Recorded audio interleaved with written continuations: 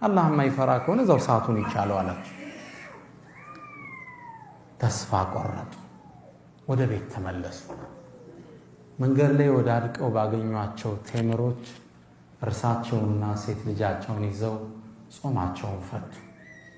ከባድ ነው።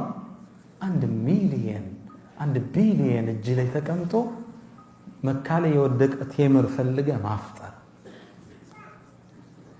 ትልቁ ትምህርት ይሄ ነው። ሐቂቃ እኛ ትንሽ ኑሮ ስትናወጥብን ስራ ልመቻች ሲል ሰው ወደ ሱስ ይገባል፣ ተስፋ ይቆርጣል፣ ፌስቡክ ላይ ቻት ላይ ይገባል፣ ማያቃትን ሴት ያማልላል። ይሄ ሙስሊም ባህሪ አይደለም። ችግሮች ሲመጡ ያልፋል፣ ይነጋል። ከሙእሚን ተስፋው ይሄ ቅድም በቀራልን ወንድማችን አያት ላይ አለይሰ ሱብሑ ቢቀሪብ ነው የሚለው አላህ። ንጋቱ ቅርብ አይደለም እንዴ? እየነጋ እኮ ታሪክ እየተለወጠ እኮ። ያችን ቴምር በልተው አፈጣ። በበነጋው 3ኛው ቀን ላይ ይሄ ሰውዬ ቆመናውን ኩራሳኑ ተጣራ። ንብረት ያገኛል እንዴ ስጡኝ ብሎ ተጣራ። አሁንም ይላል ኢማም ጠበሪ ነው የሚዘግበው።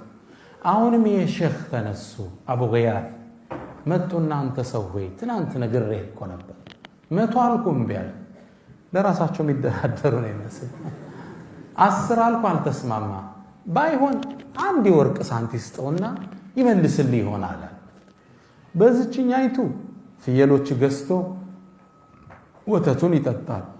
በግማሿ ደግሞ ሐጃጆችን ማጠጫ ገዝቶ እሷን እያከራየ እያጠጣ ክራይ ይሰበስባል።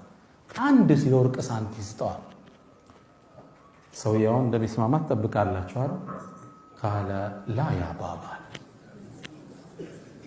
ይሄማ ያው አላህን ከፈራ ያምጣል፣ ካልሆነ እዛው አላህ ይተሳሰብ። አቡ ገያስ ተስፋ ቆረጡ። ና በል ወደ ቤት እንሄዳሉት። ምንድነው አሉት። እስኪ ና አንተ ሳንቲ ከሆነ አለ